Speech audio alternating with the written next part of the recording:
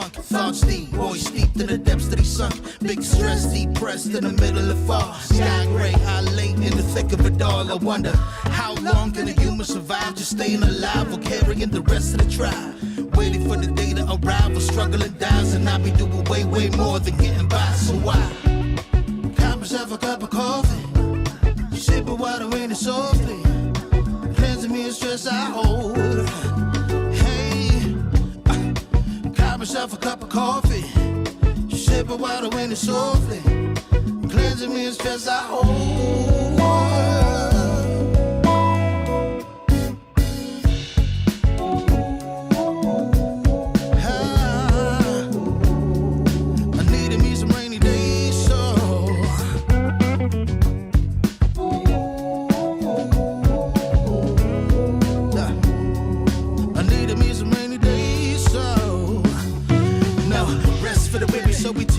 Realize life is so much more than just living a day. Every day I can sit and reflect and breathe and connect to myself and all that I've been given. See, giving up is not an option. So when I'm looking at gray skies, I'll be adopting a new way to deal with a test. Lord, relieve me of stress. The rain be looking like when blessings dropping. And so I cop myself a cup of coffee, sipping water in it softly, cleansing me of stress I hold.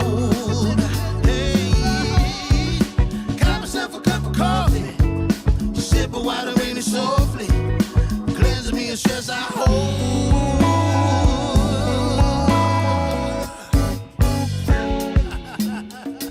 Hey, here we go. Yeah, let's do this. Y'all ready? 1, 2, 3. In times of test, let no harm beset me, oh my Lord, oh my Lord.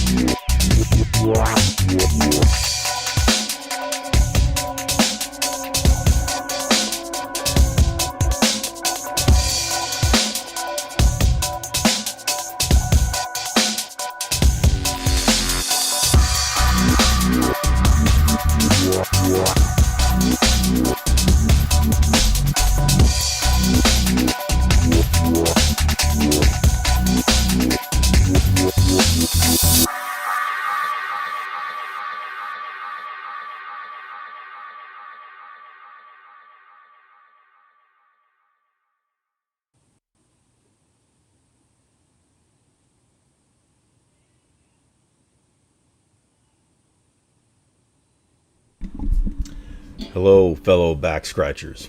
Tonight's show is in dedication to the day Joey Folger got caught smoking in the boys' bathroom in high school. So here's to you, Joey. Remember this? Except this one isn't lit. And neither are you. You got your best offender there, Joey. It's great to see everybody tonight. It's July 10th, Saturday. If you're not familiar with this show, it's Divided We Stand on YouTube. We also have a group page on Facebook, and we appreciate your membership. If you find this video and this channel interesting, we ask that you subscribe to it, please. It helps us. If you like the show or you don't like the show, either give it a thumbs up or thumbs down. We don't really care. Just as long as you do one of them, helps the algorithm. And please become a member on our Facebook group page, which is just busting out these days. Everybody's getting involved, and it's a great thing. Tonight's show, we have somebody at large again this week, I believe. Do you really have to keep doing that first you say you're going to be on shortly, and you insult diminutive people, and now you're trying to say that I'm at large, which means I guess that I'm fat. Now I know I'm gaining weight, ever since I gave up methamphetamine, but hey, it's better than being in rehab. Well, we better put him on now. Dave, it's great to see you. Now you are in. Is it Fort Lauderdale or? Well, no, nope. You're everywhere. You're at large. I am at large. Yes, I am. No, tonight I'm coming live to all the Divided We Stand people from Ponta Verde Beach, which is about, give or take, 10 minutes from St. Augustine, Florida. I'm here at my brother-in-law's, who was kind enough to put us up for a few days, and we'll see how this goes. I'm actually broadcasting tonight using a clothes hamper. Hold on. Are you in a hotel, or are you at your brother-in-law's right now? I'm on the private second floor bedroom at my brother-in-law's palatial You didn't get the suite. You didn't get the suite. I don't see the Trump flag either. Well, no, and actually, when we went to Orlando this week, I didn't get the suite either, but that's okay. Well, that's good. Okay, well, at least you're not in trouble. But I'm surprised I don't see any Trump flags or Richard Nixon flags there.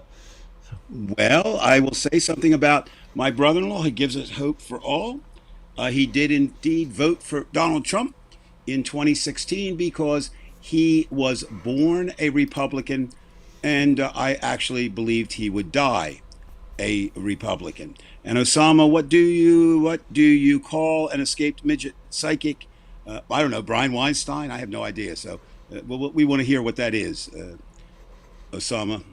No, and so what is interesting, his wife, Sadie, a small man at large? I don't know.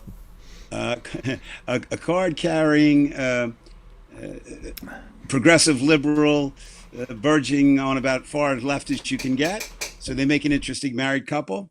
And I don't know if it was just a beat down, a wear down, or an awareness of what was going on. I'm proud to say that my brother-in-law did not vote for Mr. Trump in 2020 and voted instead for Joe Biden. Wowzers, so, that's great. There's hope. No, it gives you some hope. Is he still a Republican? Yes. Just as right now Liz Cheney is still a Republican. But we've got a couple kinds of Republicans. We've got the Trump Republicans, which I was close. I said a small something at large, small man at large. She said small medium at large. A small medium. That's even better. No. Osama, stick to your date. That's so bad. It's actually good. It's actually good. So I don't know that he would watch this show. I don't know if he'd agree with everything that's said, but there are people out there that we can still call Republicans, and he and I have had some interesting conversations, as we always do. But we just kind of agreed that Trump is a chump. He's a detriment to America, and there we are. Mm-hmm. Well, that's good news, I suppose. I mean, that's good news you can get. Now, the other side of my report live from Florida is, of course, Florida is very much a divided state. Interesting enough, sort of by some geographical boundaries. You've got South Florida, Central Florida, and Northern Florida. Nothing new there. But it is heavily, again, once you get outside the cities, I have seen more Trump signs, Trump posters, Trump barns, Trump tractors here than certainly anywhere where I live, with the exception, if you remember, Brian, though, a couple weeks ago I was live from Roanoke, right outside Roanoke, Virginia, and as you move there, you see a lot. So I really think I'm going to stand on my observation until disproven otherwise. Rural America is Trump country.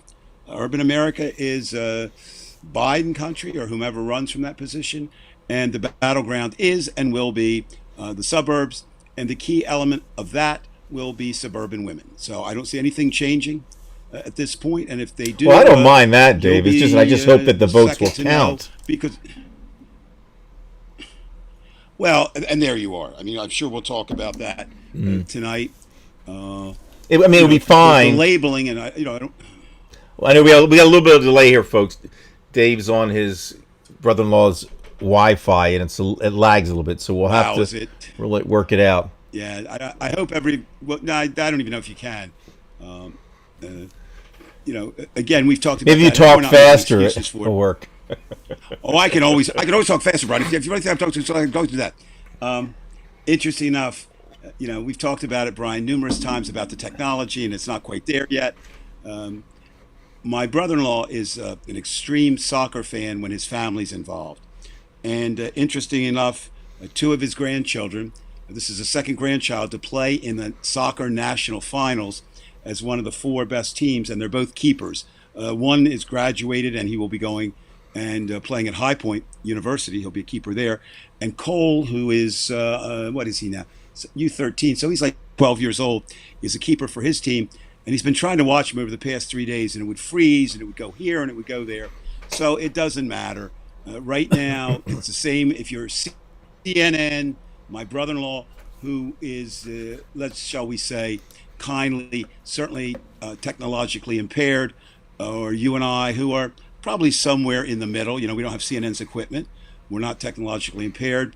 So we do the best we can. If there's a delay, I never really say anything that important. Right. So I hope it's on my end, not your end. And speaking of your end, okay, you've had another full week. Actually, we didn't talk until a few minutes before the show, so I don't know what's going on.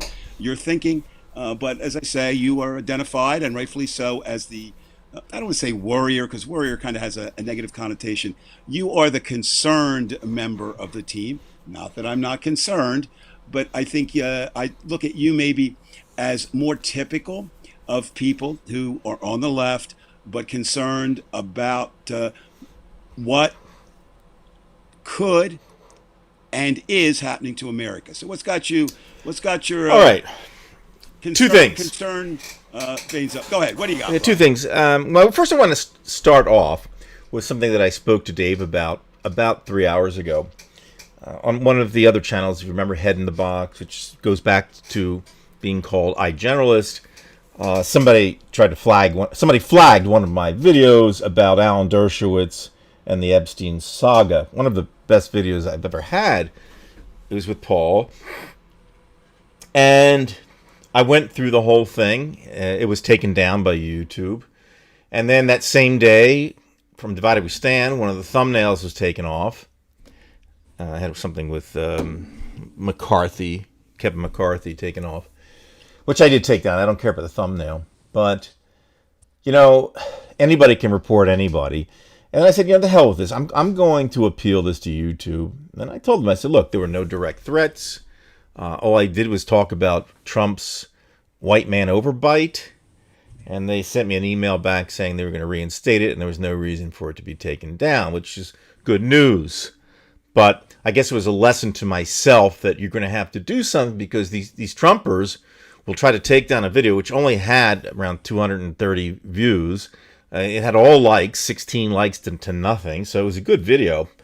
But it just goes to show you, I felt, Dave, that it was kind of like what the voter suppression is going on here.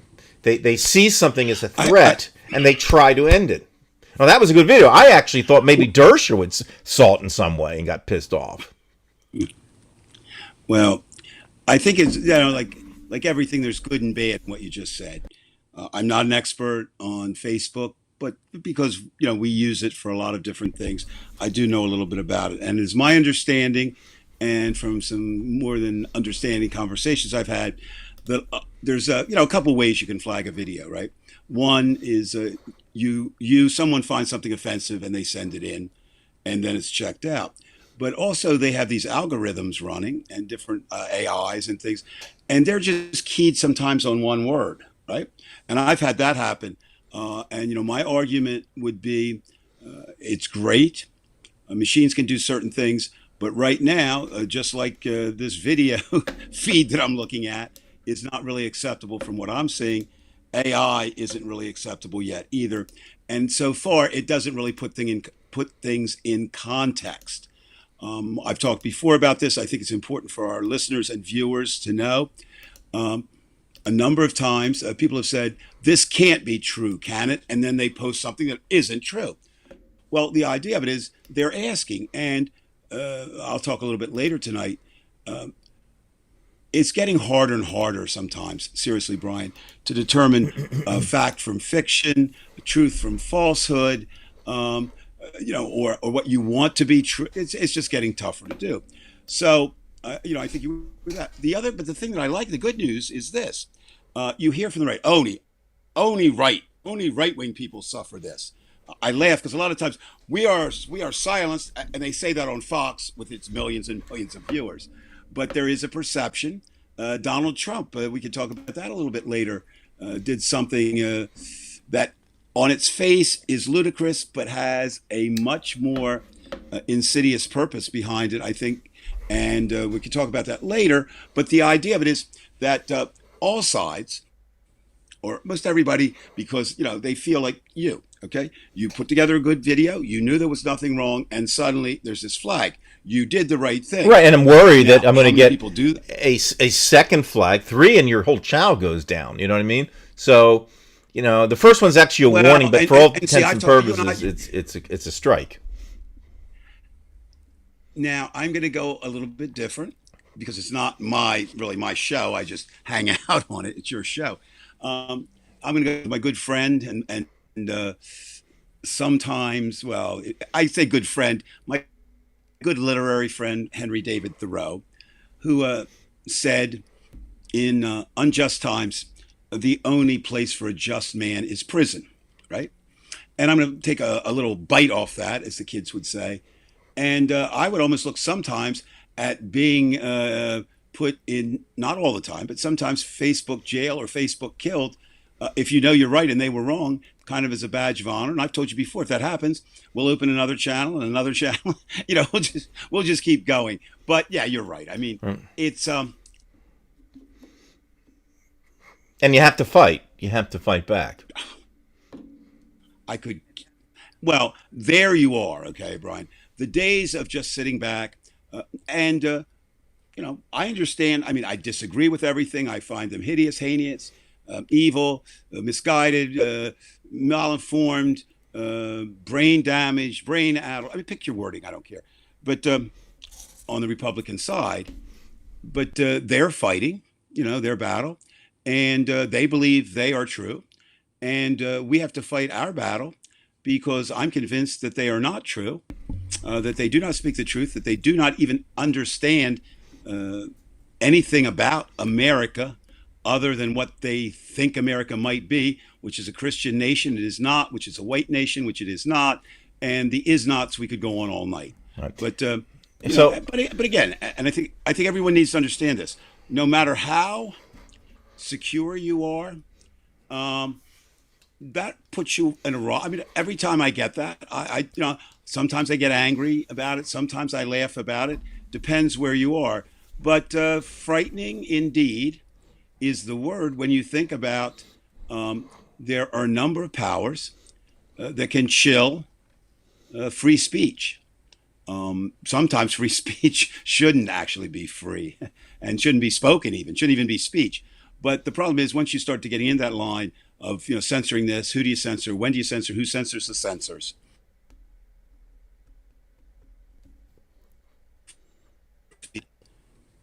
And certainly Facebook, we have to remember, everyone out there too, is a money-making proposition. It has nothing to do with truth, nor justice, nor the American way, unless you believe, as many of us do, that the American way is unfettered capitalism and unbridled greed. That pretty much describes Mark Zuckerberg. So, yeah, you've got government censorship, you've got Facebook censorship, and the most dangerous of all is what I call the closed minds censorship, which means the remark never gets in. It gets censored as soon as it's looked at. It's never even digested. It's never even run through the brain to see what it is. It's just they see a word, they're done. Right. Right, and I'm going to relate that to my actual other gripe. But first, before we go on, I did notice this, and I know, Dave, you and I had seen a post from Veg, and he had some health issues, recently, and he just posted here. I'm facing my own chat. That, that above all, because we are like a Okay. little family here. So Absolutely. Veg. First of all, you know, trust me. I only know you through this show, but I think you're a pretty good guy through the show now. The idea of it is, if I had healing hands, if any of us had healing hands, we would do that. I think, um, okay, facing your own mortality, you put it off as long as you can, and then one of three things hits. Someone very close to you dies, right? That can happen. Or you get a disease that can cause your death. Or third, you reach my age, and I'm not, that old, but I'm 69. So I'm certainly don't think I have the number of years on the planet that I had when I was 19. And we all face it in different ways. We talk about religion a lot on this show, as we should, because it's so, what should I say, entwined with America, and American. There's branches of government that want to, and people that want it to be a theocracy, and we have to fight against that every day of the week. But I do think, if you are a believer, I am not, in true Christianity, maybe you should find some comfort, if you've lived a good life. But even there's always that little bit of doubt, right, Brian? That little bit of doubt just got to be in everybody. You're 99.999% convinced that you're right.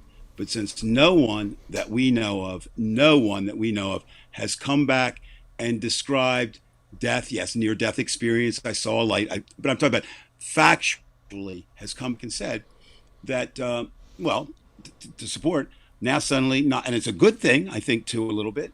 Veg is, says, I'm confronting my own mortality. Well, Veg telling me that makes me confront mine, too. And, and I think, we have to. It's not pleasant, right? But there's some things we should do that we put off. Maybe just one of them is, in your final days or your final years, maybe even your final decade or your final decades, if you're so fortunate. What should I be doing to be good while I'm here? Because I'll be honest with you, I have no idea, Veg or anyone out there. I have no idea, and I cannot tell you what happens next. I think I know for myself what happens, but I can't attest to that. And Brian, the thing you touched upon, which I think just bears some emphasis, two things. Number one, something like that puts everything else in perspective, right? It really does. Yeah. I mean, oh my God, they raised my rent. Well, okay. As long as you're alive, you can make your rent payment, right? to make an analogy to that, Dave, and it's a hockey analogy, but it did happen during the playoffs in the NHL. And it shows you how people can be with the hockey players. They go at it and they fight each other all the time, and it gets intense. But there have been instances where somebody's life is at risk and they get hurt during the game. And then all the players get serious, and then all of a sudden they're all around together as one. And as you said, you get a perspective when something's happening to somebody else, and you're empathetic and you understand that's another you out there. That's another me. So it hits. And when Veg posted that, the first thing I thought was, that's a scary position to be put in. Even I believe he said the word scary. Oh, I mean, my it's God. just Yeah, well, and for people like myself, Dave, I know our philosophy on life might be slightly different, and I should say philosophy on death. It makes it even harder because the person that you are, and you say, okay, Christ, this thing went a bit quickly here, and then now you're dealing with the issue of dying, which is basically tough living. It's frightening, and that's why you kind of shut down the conversation at that moment, and you go to what's important. True. And there's really there's no perfect sentence to say, Veg. It really isn't. Oh no, no words. No but words. it's and perhaps it's best that it doesn't have words. It's just I've told people when I was a kid and I saw an animal abused, I couldn't I couldn't put into words or anything like that. I Right. just knew that this doesn't feel good, and I know that that's kind of the thing. Like, you invest so much in your life, you invested in your consciousness, you have invested, and hopefully things will be okay. But you know, we all have to become veg because we are, and Well, it's the brutal. only, I mean, I always, I always disagreed. We have these sayings sometimes, and sometimes they're true, and sometimes they're not. You don't have to do anything but pay taxes and die. I'm sure you've heard that one. You don't have to pay taxes. You can be Jeff Bezos, or you could be Henry David Thoreau, who went to jail for not paying his taxes. But you do have to die, and I don't mean that. I don't mean that to sound cavalier. And I don't know if anybody else is like I am in this. I think I have an acceptance of it, and then I don't. Let me give you an example. I don't know, maybe 3 years ago, 4 years ago, I had my two grandchildren, and at that point they were what are they now? So like 7 and 9 and 7, I guess. And they're going through this, and I'm thinking, oh man, I really want to, I want to live to see them, in high school, and then I want to live to see them graduate, and then I want to see them get married, and then I want to see them have kids. But once they have kids, I want to see my great grandkids, and it would never end. And I really said, okay, I understand this. Life will go on. And then something comes along, and you say, just like you said, Brian, kind of intimated about, well, no, man, I need 3 more days, right? Or 5 more days, or 12 more, or 12 years. And so again, veg no, and I was really watching the comments. I think I can speak for everybody here. Our thoughts are with you, um, just as they were with Keith, just as they're with everybody. Sandy tonight hurt her back. Um, well, you know what, veg? Can I pick up on that for a moment, if I can? I think you do two things there in that simple statement. You feel sad for the mistakes you made. I'm going to save that for, but we all have things we regret. And we do. Okay. That, again, human condition. Um, I think one of the things we can do, and this I kind of got from AA training, the STEP program, that kind of thing, is you have to make amends to the people you hurt. One of the things. And man, when you're first there, if you're coming out of drug and alcohol rehab, your list is like, could stretch literally from where I am tonight all the way back up to Washington D.C. Right, the whole thing. Okay, and you learn that maybe some of the things you did, not give yourself an excuse, but in retrospect, okay, I did them. I think for me this just helps. I look at growth. Um, I still, oh God, I still do things I regret, whether it's in marriage, whether it's in daily living. I don't do maybe as many things because, I'm semi-retired. So, I mean, I'm not out in the job, so I don't hurt anybody on my job. There's nobody there. Brian, and again, it's not about me. We're talking though. I'm hoping that talking about me and you talking about you helps veg and all of us. It's not about that. It's about the human condition. And that, I mean, I have real problems not speaking my mind. And most of the times I'm very satisfied with that. But I have said some very, very hurtful things to people over the years. And then what I do is I go back and look at them and say, okay, did I mean them? Yeah. If I had it to do over, would I say it?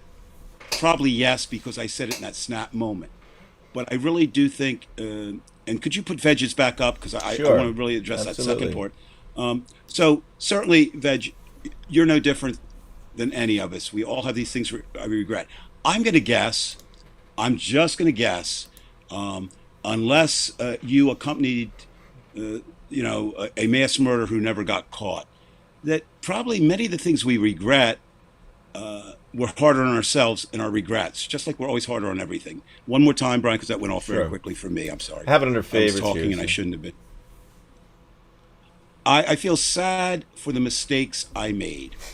And Veg, I'm going to try not to be borderline, what, the psychotic or sociopathic here. Um, a lot of the mistakes we make, and Brian, you and I have this discussion all the time. Free will, fate, DNA, nurture, nature, all these things. A lot of the mistakes we made, I mean, could you have avoided them? Maybe, maybe. Um, but some of them are just a natural falling of who you are, right? You know, Well, at something least you have, Dave. If somebody regrets something, it shows, at least the very, and this is all of us, that when you see regret something that you've done that you don't like, not a question of not doing something, which is another regret, but at least it right. shows that you have shame. Some people have no shame. There's something on Well, the shade I think of. we had a president. I think we had a president who actually is devoid of shame. And certainly, I haven't met anyone on this show, or to be honest with you, Brian, I haven't met anyone in this life of 69 individual years put collectively, anyone who exhibited less shame. And I think, Brian, I think this is the way I look at shame. First of all, it takes self-reflection to feel shame. If you never reflect on what you've done, or and it's not just what you've done. I think it's very important too. And I used to tell my students this: it's not just what you do; it's why you did it. Right? Motive. Motive is very important. You know, I'm spending this time with. We spent about 3 days with my. What would they be? I guess my. Oh, I can't do this family thing. What great nephew and great niece. And they're typical 7 and 11-year-olds. They fight all the time. And they say things, but uh, they're 7 and 11. Do we hold them to the same standard if they were 21, and 17, or 77 and different times, different standards, and But yes, when you reflect, and the only thing that I'm sure of this. Or I shouldn't say that. Let me rephrase this.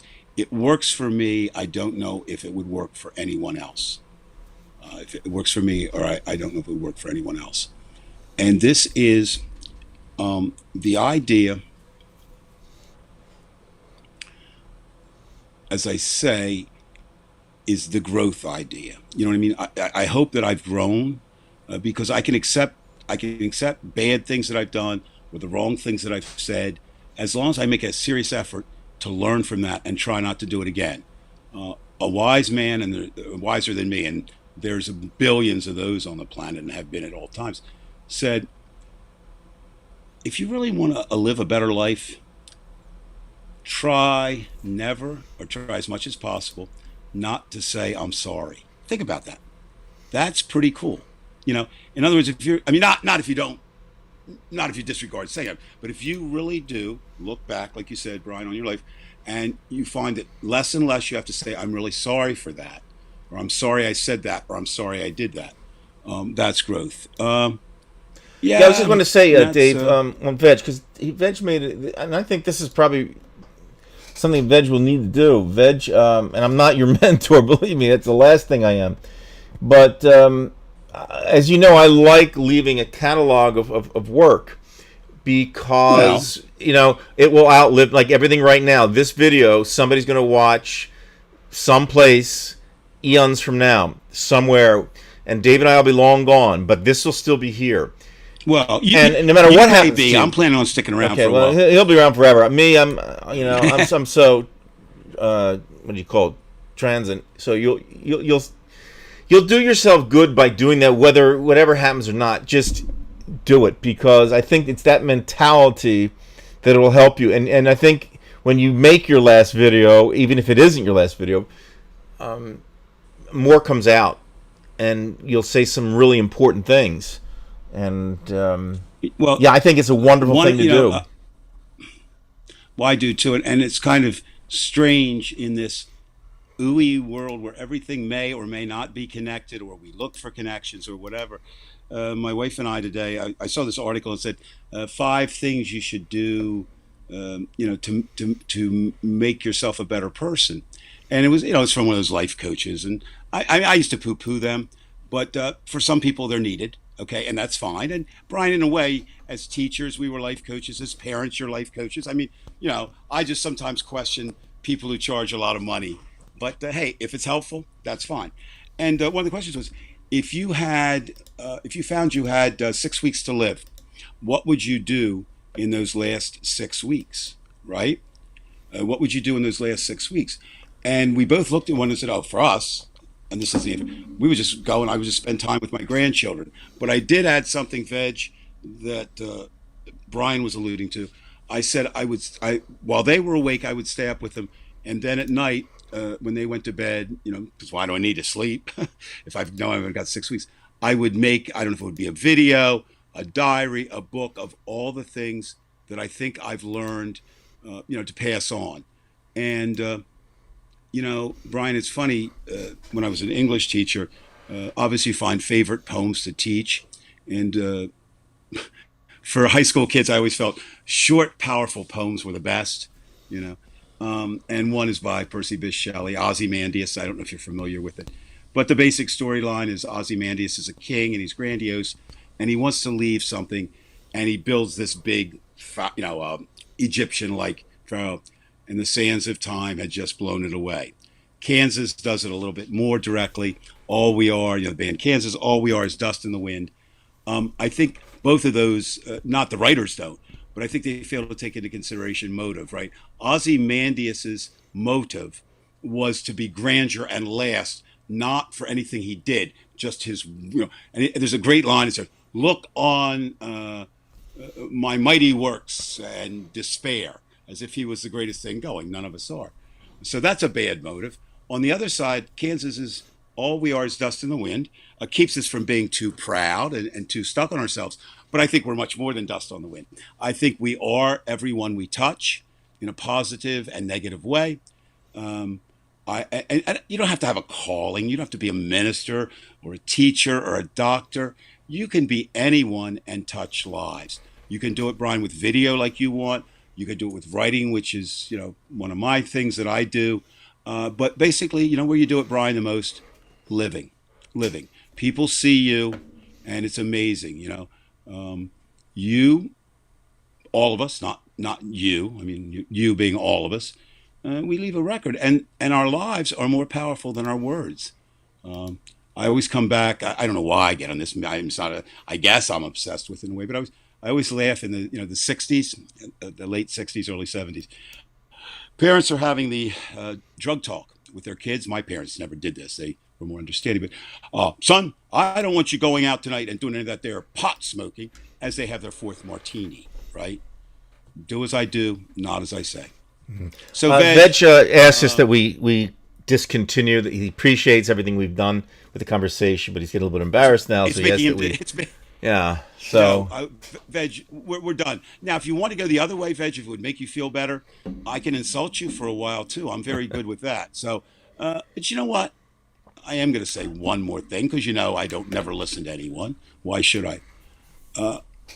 I think, I can only speak for myself. This is helpful, okay?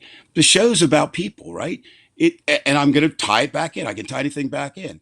Part of the problem of having Donald Trump as president and now having the goddamn crazed GOP in there is they wouldn't have cared one iota about anything like that if it didn't affect them.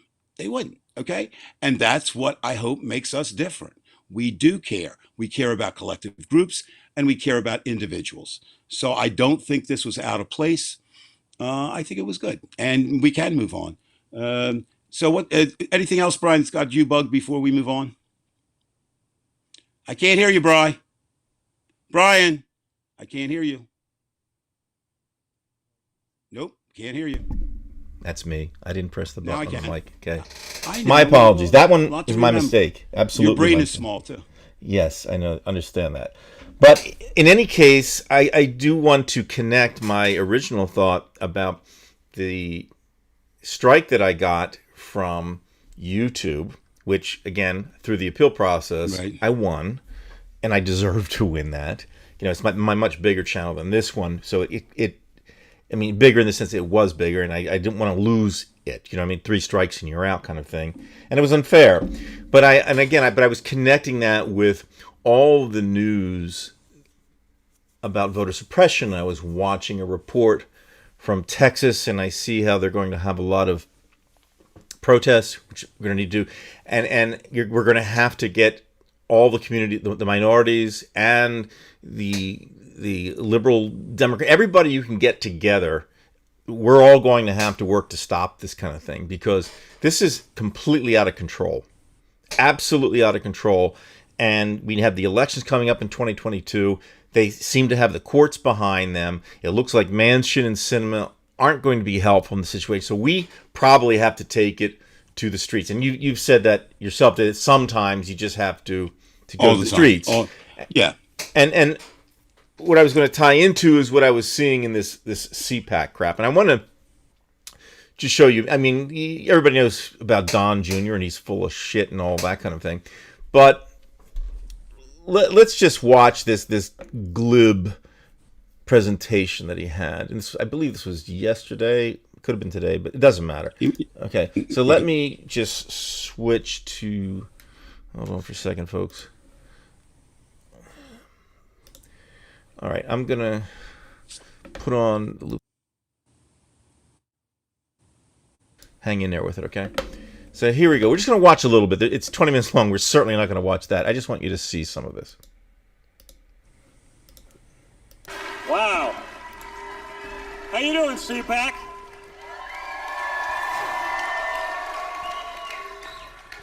Wanted to start with something. What was Donald Trump right about? Everything!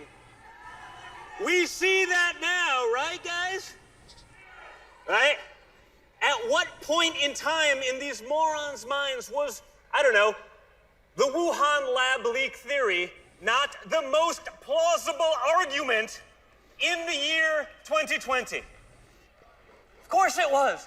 No. It didn't originate in the lab that studies the exact virus that has contaminated the world. No way. It happened 2 feet outside that lab. Okay, I've already had enough of him. So let me go back to my original scene here. Yeah. Okay, so Go ahead. here's the analogy that I'm going to make to everybody. Now, I don't sit and watch evangelicals, but the movement that he had, and first of all, he's very phony. You know, he has the beard to cover up his a hole in his chin, or whatever chin he has. And I don't like getting comment about people's physical this or that, but he's an SOB, and if anybody deserved it, he would be the one. Okay, because I just see him as a phony. He can't be himself, and I wouldn't care about the way he looks. But the fact that he's a phony really bothers me. And Ted Cruz does that also, which already says something about him. But his movement on that stage reminds me of a Joel Osteen or a Pat Rob or whomever you can think of as being a preacher. And he has his pauses there, which, of course, anybody knows is very effective. And he gets the responses from these people. And from these responses, I can see that, what we have is we have a coup, not by just these Republican politicians and those who, back them up, but essentially we have a coup of 75 million people who are literally nuts. And there's no way to go but balls to the wall with this thing, Dave, because I'm actually saying I don't think there's much more left than just saying what you've kind of alluded to, a few months ago privately to me, that, maybe we need to have 2 countries, because I just don't see anything out of this. When you look at that, I see no reason. And I haven't even shown you the videos with the QAnon and all that kind of thinking, which so many of them still believe. I know it seems funny, but this is the reality of the world. Yeah. So, No. I mean, am I wrong to think that we are at the point now where we're ready to push the danger button? Because the climate change is going to get us either way. All right. It's something I've been thinking a lot about recently. every sign says we're in deep, deep doo-doo, America. I mentioned before, shameless self-promotion here, but I'm very excited about it. I really want to do well. I'm going to start leading guided tours for the Smithsonian. They'll be walking and bus and maybe eventually travel. I don't know. But the first one is entitled "We're Not Going to Take It: 100 Years of Protest and Dissent, Rallies and Marches in Our Nation's Capital." And so I've been going back in the past a lot. I actually started with, and you narrow it down. So 1913 with the women's movement, which took, took 7 years, hunger strikes, force feeding, arrests, beatings, rapes, before 7 years before women could get the vote. And of course, it goes back long before that, but that's the 7 intensive years.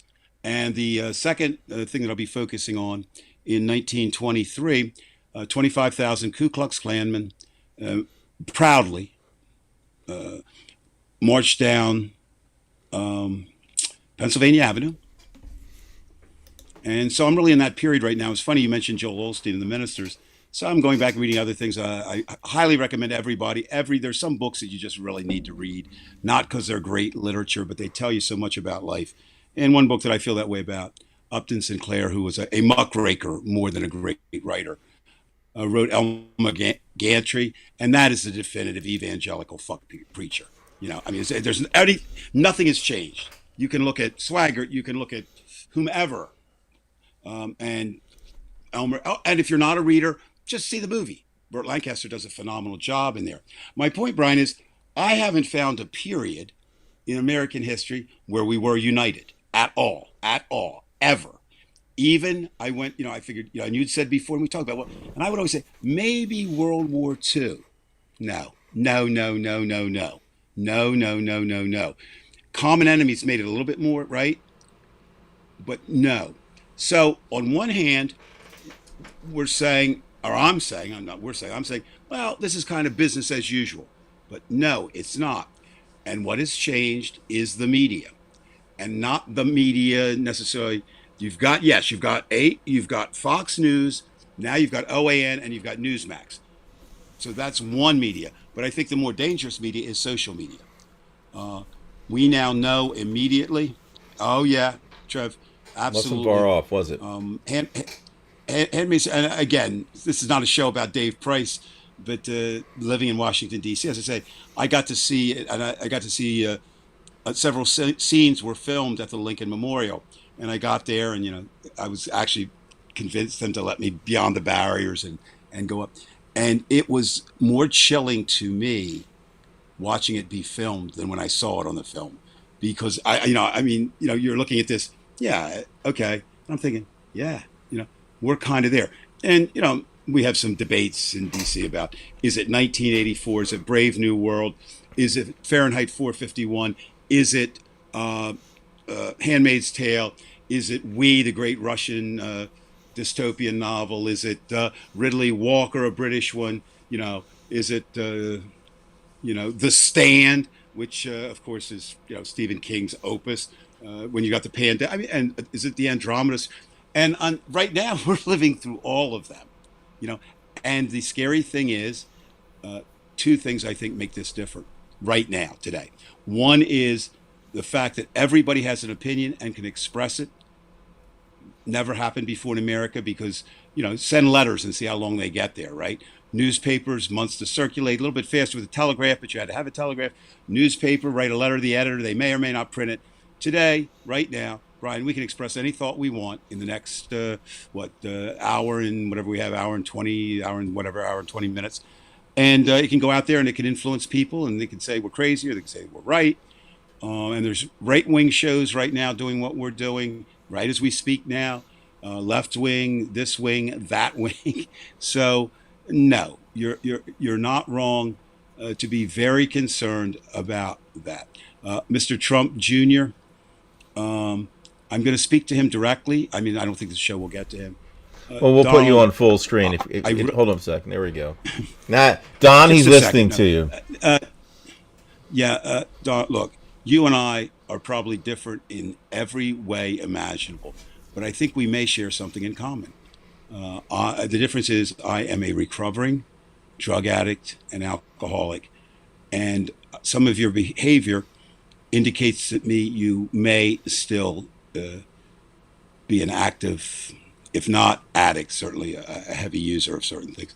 And I would like to suggest to you, not in any way, but in a helpful way, if that is indeed true, you have children, you have a position of which you could be a spokesperson.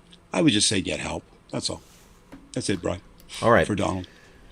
Enough of that. So I wanted to get off of my chest. I don't like getting flagged, and I put a lot of work in the videos, especially the ones in the past that were very, very successful. When one person can pull that kind of crap on you, I mean, it just bugs the hell out of you. But Okay. you're lucky, very lucky. You won, and I don't mean that to downplay. No, I did won. I won, and it's We- I almost didn't by not doing anything, but I did do something about it. So anyway, I think not only did no one last thing on that before we leave it, Brian.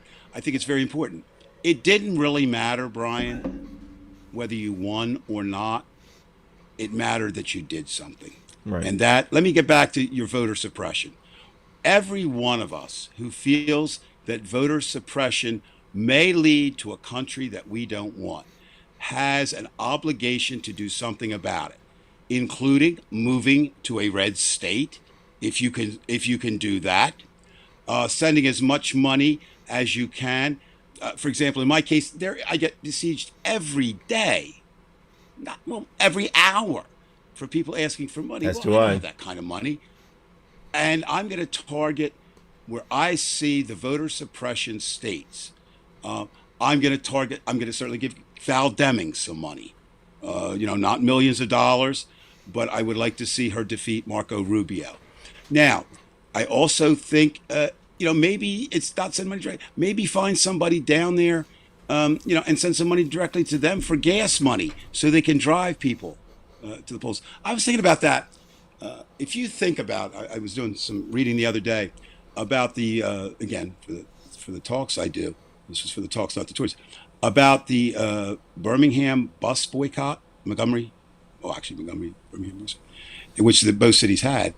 They were very effective, right? And got people to change. Well, now it's a little bit different. We have to get people to the polls. I mean, we have to get them there. Sometimes, though, and I don't know if this is the case, the bad guys, they win periodically.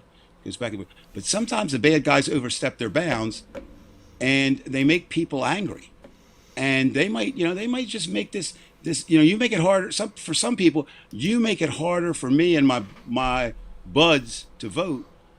I'm really going to come after you. And what's to say that? I mean, they have people that vote by mail. Okay, they have people that don't want to go through this rigmarole. Yeah, that's true, Veg. I tell that to Brian all the time, but you could tell him privately. He never listens to me. The idea of it, though, Brian, is, we're way past. I don't think I'm not going to join the other side and take over the Capitol. I'm not there yet. A long way from that. But I do know that we're all, those of us who are concerned about where America goes, we're long past the let's bitch about it, let's commiserate about it, and let's sit there and let's do nothing about it. And I'll do that myself, which kind of ties into regrets. And this is literal, this is not figurative. I can remember sitting in bars and really thinking, oh, those Biafran babies, they're starving, and this is so terrible. Give me another 3 rounds. Well, if I was really concerned about that, I should have taken that damn money and sent it to Biafra, right? And we're at that point now. Whatever it is, whether it's money, time, energy, whether it's grab a station like this and have your voice heard, whether it's inspire, whatever you can do, because Joe Biden said, and they just become words, we're in a battle for the soul of our country. Well, guess what? The other side feels the same way. And when you're in a battle for the soul of your country, you better be prepared. And when I use the word fight, I'm not talking about guns. I'm talking about with every other weapon you have, you better fight. Well said, Dave. Well, Dave, you've asked me about the things that have been bothering me all week, and it's time for me to turn the table and send the Ouija board your way, if you don't mind. Okay. I know I haven't spoken to you much. I know I spoke to you earlier today, briefly. We usually speak a lot. I Right. know you were busy on vacation. I'm kind of chilling. My wife went to upstate Pennsylvania this weekend with her sister. Wait a So minute, Brian. Behind that, is that a? Oh, I'm sorry. I thought I heard a giggling of like 4 or 5 young women, but I guess not. no, At your home. I'm sorry. Go ahead. Okay. Yeah, but it's been a chill weekend here, and you've been so busy. So I'm trying to figure out what's going on in your life, and are you upset? Well, You're the one who's usually not as upset as I am, but what do you have on your mind? well, I don't know. You got any of those pictures I sent? You can throw one up, or Sure. just Which is throw any anyone up. specific one? All right, let's do this. No, anyone. I don't care. Okay, then. I sent Brian some pictures that kind of capture. Okay, for those of us at a certain age, we remember that. Here's a history lesson, kids, real quickly. I shouldn't say kids. That's so friggin' insulting. I don't want to say brothers and sisters because here's something. Okay, I don't know why this sticks in my head, but it did. Kids say the darndest things. Now, for anyone who's not my age, that's Art Linkletter, and Art Linkletter was one of the first great TV people, if you will, a game show host. He's a writer, and it used to be really cute. And so I started thinking about I want this a segment that will run from time to time, maybe every week, but you never say every week. But instead, if you could imagine now that says the GOP, well, the GOP says the darndest things because they do. By the way, just in case you're interested, kids say the darndest things, and I have something in common. We were both born in 1952. So let me talk a little bit about something I found this week about kids just saying the darndest things. Well, I'm gonna say that a lot of the GOP people react just as children, right? They have the same intellectual level. I know I am, but what are you? So tonight I'm going to talk about some of the repeat offenders. Now, so I'm going to go to my favorite. I know her first name is Marjorie, but I refuse to do it, so I call her Marsha Taylor Greene, all right, or MTG, if you want. And this week, she was talking about Miss Babbitt, who, of course, was killed as she was trying to climb in to a chamber in a building that she had no business in, and certainly a chamber that she had no business entering. And this is what Miss Taylor Greene said. Seems like she was a very passionate patriot and a very proud Trump supporter, which I really appreciate. Okay? Well, if you believe that she was a patriot, then I guess that's okay. If you're going to be a patriot, I guess it's good to be passionate.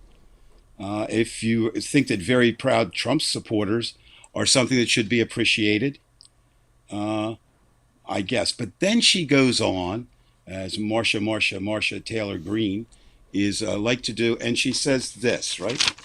I got some notes here because I hate to misquote people. If a country can demand justice for someone like George Floyd, then we can certainly demand justice for Ashley Babbitt. And everyone deserves to know who killed her. First of all, I find it completely disingenuous and completely distasteful that a racist like Marjorie Taylor Greene would equate George Floyd's murder, extended murder, torturous murder, to the killing of Ashley Babbitt. And secondly, I would say, what do you mean everyone deserves to know who killed her? And with that, I'm going to jump into another segment, and you don't have to show the picture, Brian, because they're kind of related. And another one I want to do periodically is I like this. It has alliteration, and it's not in my original. there's a saying now. It was relatively new. I mean, it's maybe been out there for a long time. They're now talking about the GOP Trump-Republican fire hose of falsehoods. Now think about that. A fire hose is not a garden hose, right, Brian? And a Right. fire hose just sends this tremendous power out. And I think there's some irony here. Fire hoses played a large, large part in Americans becoming aware, white Americans becoming aware, white Northern Americans for the most part, becoming aware in the 60s, late 50s and 60s, of just how badly treated American blacks were as they turned the fire hoses on everybody in Alabama. So I thought, who better than the chief holder? I think he holds his hose a lot. Donald Trump, who from this point on, to show the absolute lack of respect I have that man for the rest of my life. I've done it periodically. It's time to do it forever. Because he wants to be like a Southern KKK leader, he's going to be Donnie John Trump, right? All Southerners. I'm Davy Lee Price to my Southern side of my family. So it's Donnie Lee Trump. So let's see if Donnie Lee Trump, in his fire hose of falsehood this week, can Trump crazy Marsha Taylor Greene. Two statements he made this week related. He's talking about January 6th, right? And he says, and I quote, "There were no guns in the Capitol except for the gun that shot Ashley Babbitt.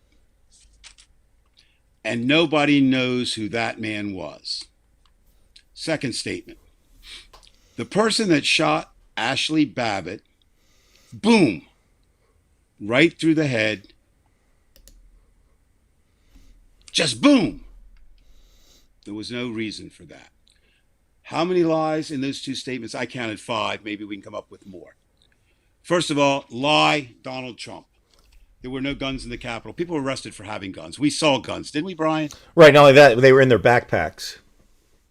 Many of those. But I mean, they were there. There were yes, guns, okay? there were And people guns. got arrested for them. They were there. Now, did we go through and arrest everybody and we found more guns? We also know that on at least 3 occasions, people have been arrested for, there were guns in a parked vehicle outside the Capitol. There were guns actually in the next community over from me, Pentagon City, in a hotel, guns there. So lie number 1, there were no guns in the Capitol, except for the guns that shot, except for the gun singular. Now, wait a minute. The good guys had guns too. There were guns all over that damn Capitol. Trump, you saw it. You were watching it from your bunker in the White House. Lie number 2. And nobody knows who that man was. Bullshit, Donald Trump. Lie number 3. We do know who that man was. There's been a full investigation, and he has been exonerated. And the powers that be said he was already receiving death threats since they found no finding. His name was not going to be released. Now, I understand. Those of us on the left have been horrified when police, when they haven't identified police, So, but that I can understand you wanting it,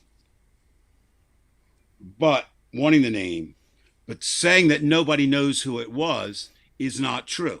There are people that know who it was, right? So, maybe Donald Trump doesn't know who it is.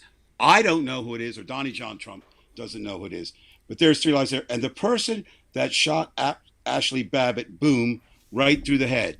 Ashley Babbitt was not shot in the head. Now, she was shot in the shoulder area and bled to death. Now, that might be a minor point, right? Because it resulted in it. But you're the former president of the United States who has no concept of truth. But we would expect you to have one, which I guess you're never going to get. But you insult us, Donnie John, with your lies. There was just no reason for that. Well, if you're going to break into the Capitol in a coup, that to me makes you a domestic terrorist, pure and simple. Now, you can have all the crazies you want saying that was just, they were that. No. Now, were there people there who were there as a lark? Were there people there who didn't really intend to take over the Capitol? Yes, it's all that. But, the older I get, the more I think of my father's wisdom, which I used to reject all the time. He said this, and I think it applies to every single person who was at the Capitol that day who burst in and broke the law. He always said, son, be careful who you hang with, because you are who you hang with, right? So I don't know why Ashley Babbitt was there. I don't really care. I know this. She broke into the Capitol, and she was trying, furthermore, not just wandering around, not looking at the paintings. She was trying to crawl into a chamber where the intention had already been said that people found in that chamber, be it Pence who would be hanged, or whether it would be AOC or Speaker Pelosi who would be killed, and who knows who else would be at that point. So do I condone violence in general? No. Do I realize that sometimes in war it is the case, and this was war, make no mistake about it, that was as bad an attack, and worse because it came from our own people, than when the British came in the War of 1812 and burned the Capitol and the White House to the ground. So, I find it interesting that we have these lies and people believe the lies. Okay? It's fascinating to me. I wish I had a stronger word, but it is fascinating to me how someone can look at those videos, which we've seen. If anyone's not real sure, I refer them to the investigative series of articles New York Times did, where they took hours and hours and hours of videos, condensed them down and shows them, and it shows there were a number of things going on, right? This is one I actually that was a clear attack. Let's make sure we remember what Daleen says here. By the way, Daleen, it's good seeing you again here. Daleen, you're absolutely right. And that what we're going to find out is, I think, when all this is done, I think we're going to find out two things. There were high-ranking Republican officials who were approving, not like the guy in, what was it, Oregon or Washington, right? The House guy who actually opened the door for the people to come in. They didn't literally open the door, but they certainly figuratively opened the door. If indeed it is true, and it's pretty much verified, that a number of GOP congressmen led tours the day before, or had their aides lead tours. Let's see what's in the Capitol so tomorrow we can attack it. I think you're going to find that Trump and Trump officials certainly didn't act. And then the third thing is going to be, it was everything bad that could have happened that day to break it down, broke things down, right? So it was a combination of things. The revolution will be bloody. Yoda, I've never seen a revolution that hasn't been bloody. I'm just not so sure yet what form, and I don't know that anyone is, what form is that going to take? So I'm going to suggest first, for me, I like to leave violence and bloodshed to the last extreme measure. So, we will know much more, Brian, late election night and the next day or two of 2022, right? We can do that. So right now we're fighting really a war on some fronts. Now, this week, back to your voter suppression, which we know about, you were talking about. You saw, I assume you saw, that the number of black leaders met with Joe Biden. Absolutely. Now, we don't know it, and we don't know what transpired there. All we know is they came out and said it was a productive meeting. Now, hoping that Biden remembers who put him in office. You know what I mean? Well, there's a lot. Well, sure, but I think right now, and this is kind of human nature too. We are in a war. I'd love to tell you differently. We're in a war. And a war is a series of small skirmishes and big battles. And right now, it's a daily, no, I don't want to say body count. That's kind of absurd. It's kind of a daily who's winning, who's losing today. But remember, until the battle is over, and indeed until the war is over, we don't know that. So it does not look good for voter suppression. but we have to come up with ways around it. And Do you're we have to right. do it at the state level? Because it's being done at the state level. It's there you are, Veg. it's Yes, hard I to get agree. things That's done what I was talking about. unless it's seemingly at the national level, because each state is its own monster. And how do you stop each of these states from point, especially in the states like Georgia, Florida, and Texas? Well, well, there you are. I think again, I'm talking about a targeted war. In So Pennsylvania. I'm not going to spend any money on any candidates in Iowa, Montana. As it nears and we see who's running in 2022 on both sides, we have to target specific areas. I'm not sending any money to my state, Virginia. We're blue. New Jersey, my former state, blue. Pennsylvania, Yeah. then we'll have to see where that stands.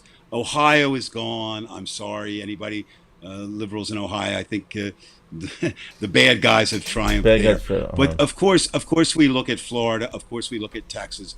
We look at Georgia, and I would add North Carolina to that mix of states that purplish, if not purple, certainly not blue yet in Georgia, though we won. Now, there is a silver lining here, I suppose, about this. Okay, now think about this.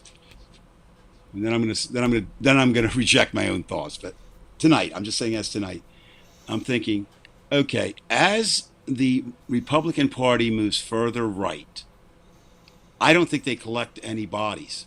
I think most everybody's there already that they can get, right? Mm-hmm. Where are they going to find them? Okay. They make So make I'd them be up. more worried. Well, you can make them up, you keep others. I mean, yeah, there's a game, but I'm just saying, literally, they're not going to find a whole lot more bodies. Now, if you want a fear, a concern, and you asked, what am I concerned about? This is something I'm extremely concerned about tonight. Violence, gun violence in particular, death violence, is on an astronomical rise in urban areas. Some places it's up way over 120, 130%. All right. Well, Democrats for a long time have raised, maybe they haven't fought hard enough, but it's the Republicans that are saying no to realistic gun regulations.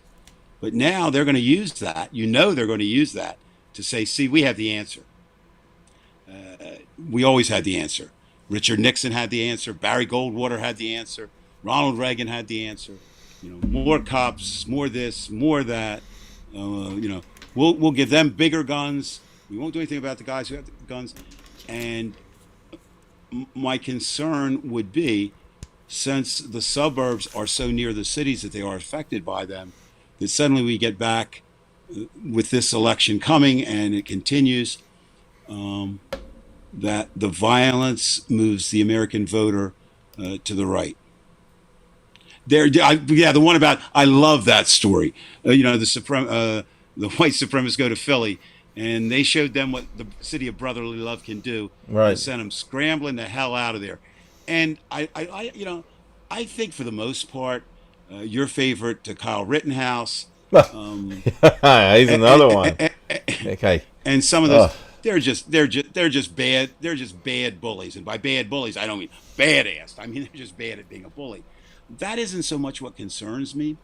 What concerns me, as I say, is honest, diligent people who, because of Republican inaction on guns and violence and crime, get conned into thinking that only the Republicans can solve an issue, which they can't. I want to go on record tonight, not because I want to be there. It's in preference to something I have coming up. Right there, dude. My second concern is related to guns. My second concern is also related to guns in this sense. Brian, I am terrified.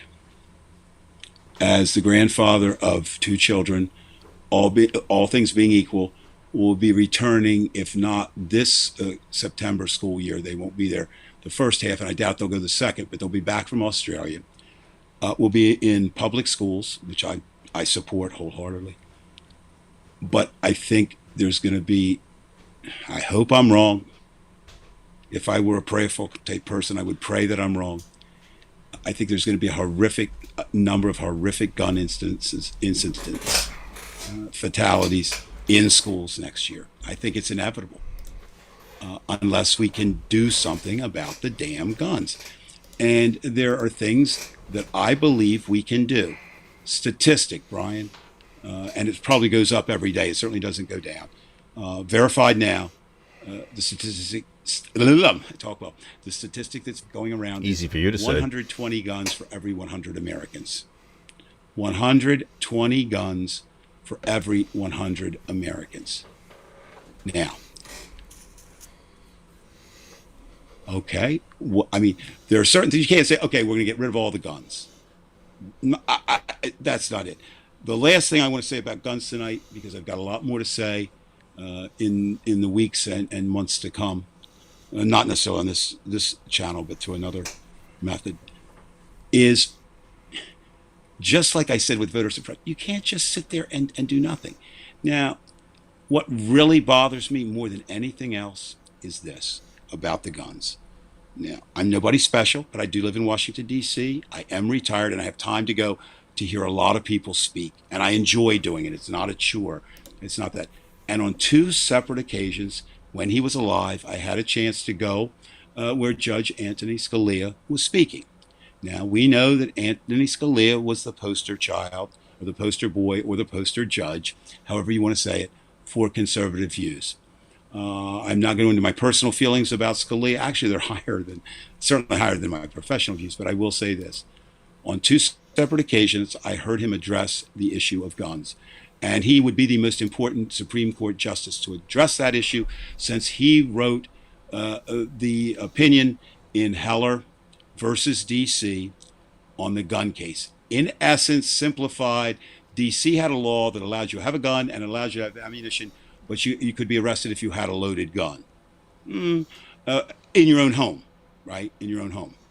So, I mean, I myself understand I would not allow you to have guns, or whatever, or I would do what Chris Rock has suggested. I would charge $10,000 a bullet or whatever. But at this point, we don't have that. So when it got to, the NRA looked and they found the Heller case, and they knew they could win with that. And indeed they did, 5-4. But here's what Scalia said on two separate occasions that I heard. He said, that ruling did not mean you cannot have regulations. That was an illegal decision by D.C. The law, the Second Amendment, does not allow that to happen. But he said, as far as regulations, you can have them.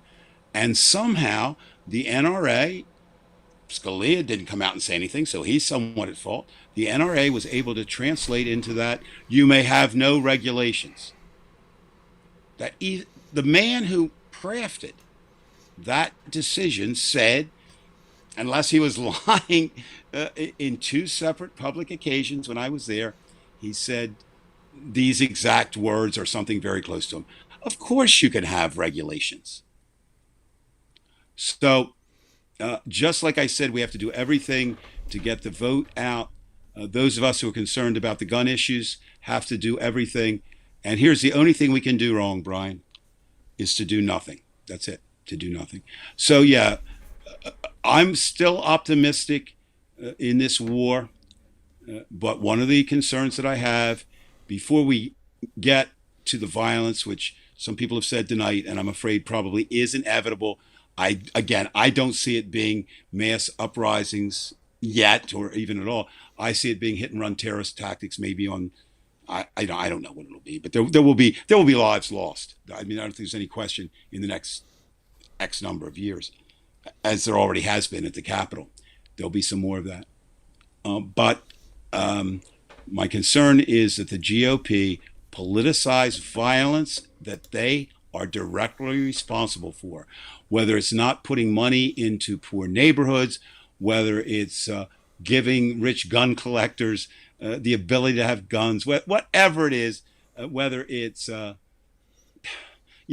weaponizing the police to then in turn turn them willy-nilly on crowds, whether it's to defend the actions of Kyle Rittenhouse, whether it's to defend the actions of any policeman a rogue policeman, and there are a lot of rogue policemen. There are a lot of policemen who do not feel that criminals or anyone that they deem to be criminal or anyone they think is committing a criminal act, they think they give up their rights. So yeah, so optimistic on one hand, pessimistic on the other, and we'll see what happens. All right. Okay. Now you had some other. Do you have any other photos you want up before I show that video, Dave?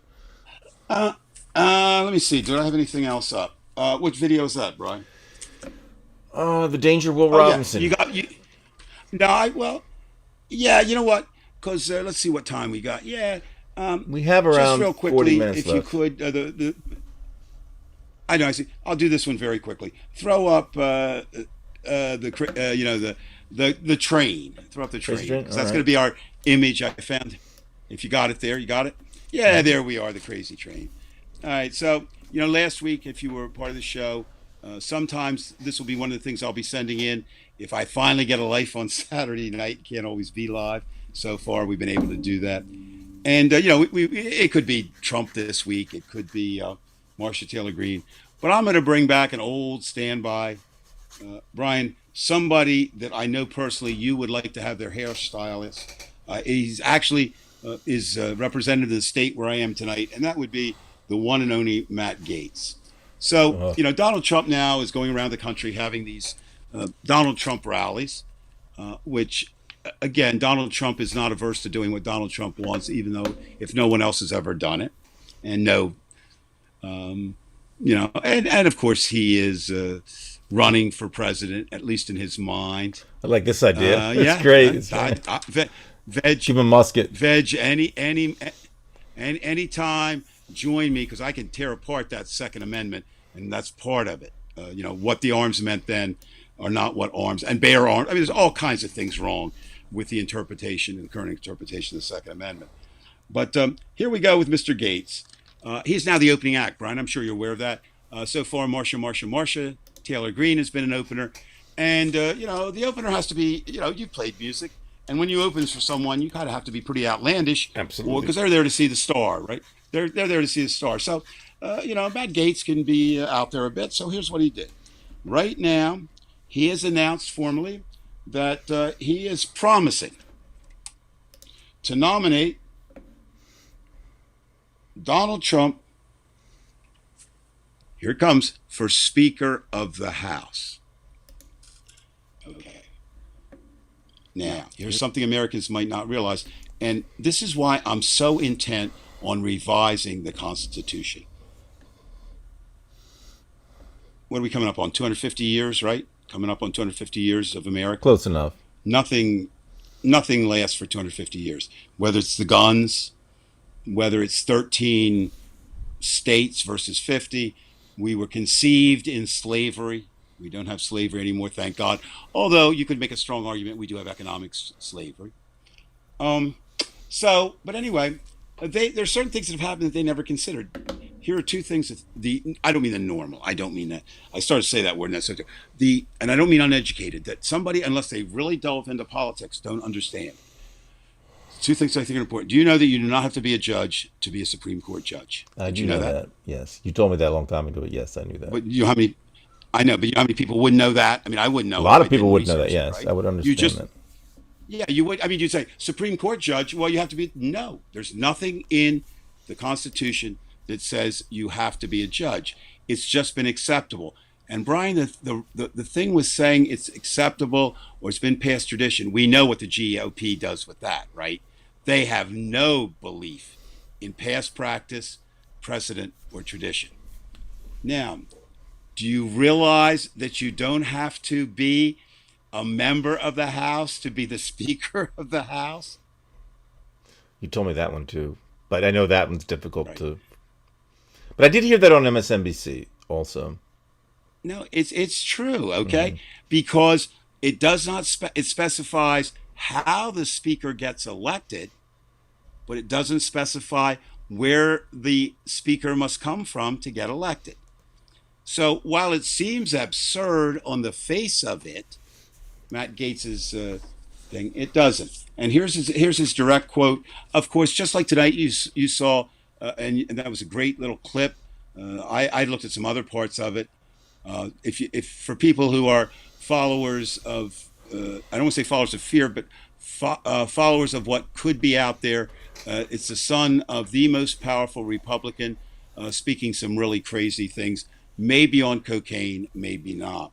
Here's Mr. Gates, the man who you wish you could have his hairstyle, and he says, quote, "After the next election cycle, when we take back the House of Representatives, when we send Nancy Pelosi back to the filth of San Francisco, my commitment to you is that my vote for Speaker of the U.S. House of Representatives will go to Donald Trump." Okay. Well, that's not necessarily crazy on the face of it, but let's look at what does make it crazy and why, once again, Matt Gaetz has come from the sleeping car where he was staying with a 17-year-old crossing state lines all the way up to drive the train, right? Okay. Now, this is nothing a new idea. Trump has expressed interest. So that's an interesting idea. That was his quote, right? Well, anytime Trump is mentioned, it's an interesting idea. But his Nazi or would-be Nazi, repulsive-looking Duke graduate Stephen Miller comes out and says that's nothing. And all the people are saying, not Trump himself, who never disavows anything, that will not happen. So is Gaetz just proposing something for himself, right, that could not come to fruition? You've got, now, you really think, Matt, are you crazy enough to think that after all the hard work he's done, that Kevin McCarthy is just going to step aside and not have a fight to keep his position? And this is really where I opened the door for Matt to be on the crazy train. Here's what has to happen. You have all that difficulty, but also you have this.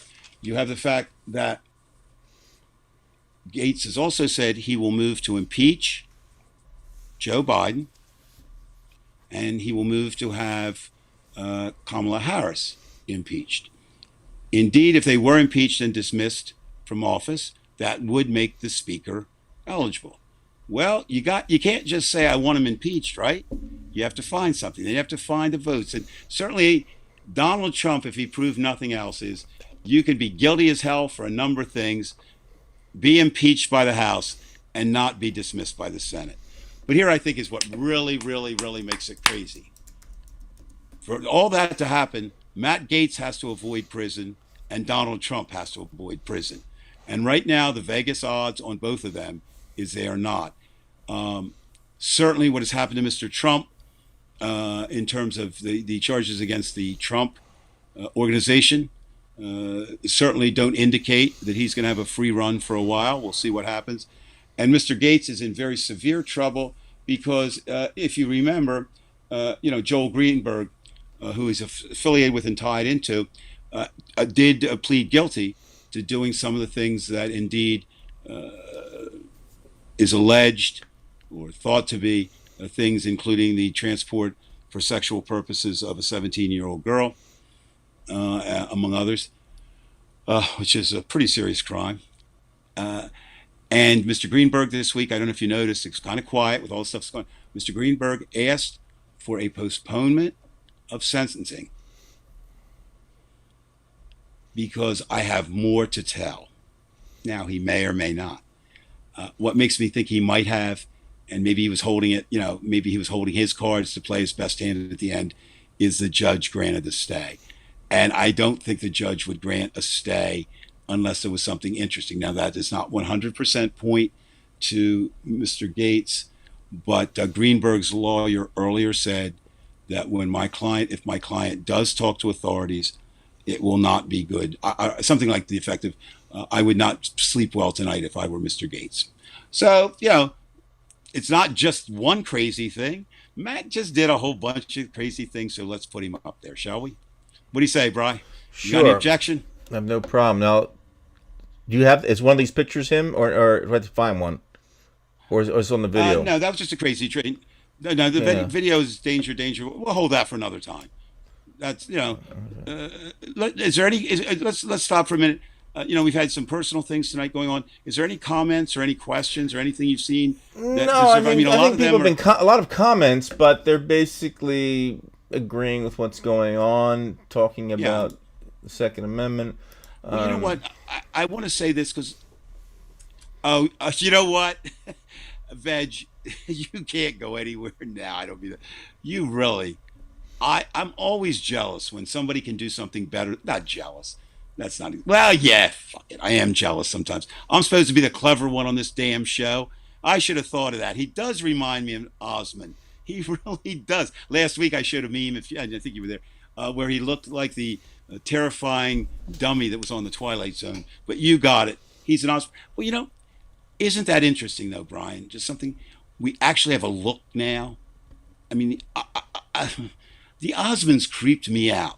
Now, is Very it the creepy fact of the way family. they looked, or the fact that they were Mormons and I knew kind of how they were? Matt Gaetz, if I were not to know how creepy he is in person, you just looked at him. Okay, no armed insurrection could see him as most modernized states, so an armed left is kind of moot, Yoda. Any relation has to win the hearts and minds of police and the military. And what's interesting, That's the way it works in Russia. Trev, well, I think it works most places that way. What is interesting is we don't know, right? We certainly know that there were military people or ex-military people, and there were current and ex-police officials arrested in the Capitol. So if anybody should know better not to do that, it should be them. But we also, again, it's this battle. We also have General Milley and some others coming out and saying very much so. I appreciate it. The generals, and actually was attacking Matt Gaetz at that point, who said, I want to know about communism. I want to read Russian literature. I want to know about the enemy. Not that it will take me. And I think that's something that I find very reprehensible about Republicans. They seem to me to be people who are not convinced. Okay, let me do it another way. Okay, I didn't go out without a mask during the pandemic, although we were still in the pandemic, but I'm vaccinated now. I didn't go out with a mask because I knew that the pandemic was real and I might get infected. And I didn't, I didn't want to get infected. I didn't want to get sick. I certainly didn't want to die. And the other side of that is I didn't want to get asymptomatic and infect others. So yes, I did that. But Republicans, it also seems like if we talk about race, and our kids hear about, if schools talk about race, they'll come not to hate black people like we do. Or, my God, if you talk about sex, you'll become a pervert. Or if you suddenly say that Lot's wife didn't turn to a literal pillar of stone as she looked back when told by a vengeful God of the Old Testament not to do that. I need a very cool God, man. I'm going to want to know what's happening in my city that I just left too. So, that's a thing about Republicans that they just don't want. And next week, I want to talk a little bit more about this, critical race theory and some of the stuff that's there and what Republicans want to control. And this gets back to what Trev just said, hearts and minds. They got it, Brian. They got it. They know that's really what it is. And why do they fight so hard against education? Why do they paint colleges as, schools where socialism is welcome, where it's taught, where it's indoctrinated? Look, why do they not want any history taught that would be in anywhere disparaging to white people? Well, Republicans, I got something to tell you. The white guys ain't very good in American history. They just ain't. I'd love to tell you differently. They're just not. FDR, brilliant president, okay? Brilliant president. Saved us. Probably the greatest breach by interning the Japanese Americans, the innocent citizens, of any president. And that's going some. Abraham Lincoln kept the Union. He broke every law to do that in terms of he had journalists who were least bit critical arrested. He actually kind of gave an okay for people to burn down papers where they expressed just even criticism. And I'm sorry. I mean, I have to do this. Did he free the slaves? Yes. Do you know what he wanted to do, Brian? And this is historic. It's not. Do you know what he believed? He believed that black and white could never live together. So free the slaves, and he wanted to support the back to Africa idea proposed by some, with Liberia being a free state for American blacks to go back to. So, did he just, again, back, we started the show talking about it. It's funny how these things come full circle. It's not always what you do, it's the motives you're doing behind, right? Both wars, we look at them good, but the motives weren't as pure as I would hope them to be. So, kind of there you are. Right. I think since we're so far along, I don't know, it's 10:33. Do you want to share the video? And I'll share the video. A real danger. Okay, a real danger. Let me preface it this way. Brian is not a man of science fiction, and I am. And not to say one is right and one is wrong. Brian is more the realist. I'm more the fiction. And what I like so much about science fiction is this. Science fiction gives you a chance to look at the future before it comes and make some decisions. One of the most political TV shows that ever appeared was the original version of Star Trek. They were dealing with issues that you couldn't talk about, right? Sometimes more deliberate. One of the first interracial kisses came between Captain Kirk and Lieutenant Uhura. You had Chekhov, who was clearly Russian, who was a good guy. I mean, you could play with stuff then, right? And because science fiction is so popular, it gives us a vernacular sometimes to talk about. We take lines from it and use it. You remember when, Brian, back in the 70s, it's still a concern, but certainly not the major concern. Overpopulation was such a big concern, and they had the movie Soylent Green. I don't want to give it away for anybody, but it's humans or the great line in the Twilight Zone, if you remember that, where the people, the aliens came and they stopped. They made Earth with peace. They had everybody with prosperity, and they fattened them up, literally and figuratively. And then they said, we will fly you to our world. And they have this book. Scientists find this book. And so one of always a woman, not always, but often a woman, because they were, again, it was talking about, women's treatment at that point and being second-class citizens. She determines the book, and she runs up to tell her scientist as he's going through. The book's title is To Serve Man, but it's in their language. And she said, my God, it's a cookbook. It's a cookbook. So these lines, so that kind of preface this. This is a show that seemingly had nothing, but this line lives forever. Throw it up there, and then I'll tell you why I'm going to use this as a segment and entrance from time to time on different things I talk about. All right.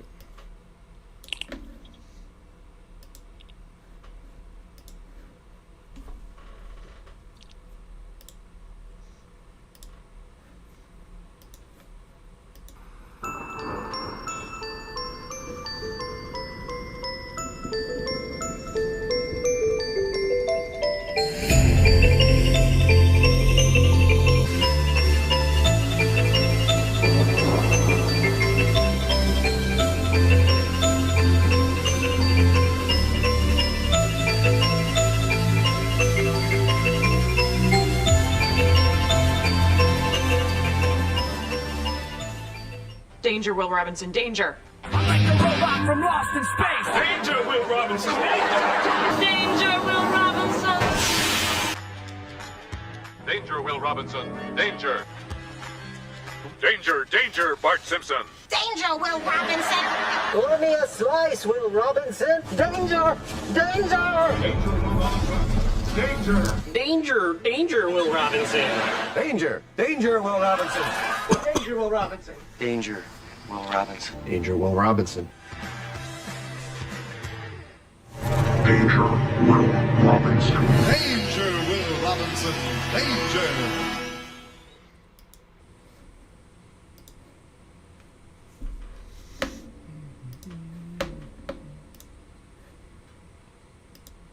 Yeah, so that's kind of becoming the vernacular, for those of us who either followed the original show or Netflix ran a new version for 2 years, and they're not going to run a third season.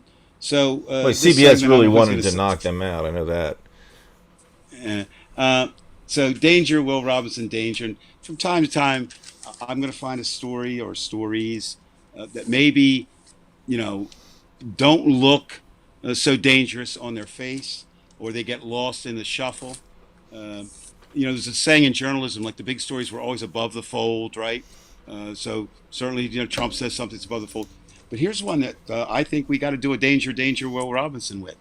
Yeah, Veg, you and I are going to have a separate conversation. I didn't do it with robots, but I did it with the Aurora models. Man, did I make a mess of those, but that's for another time.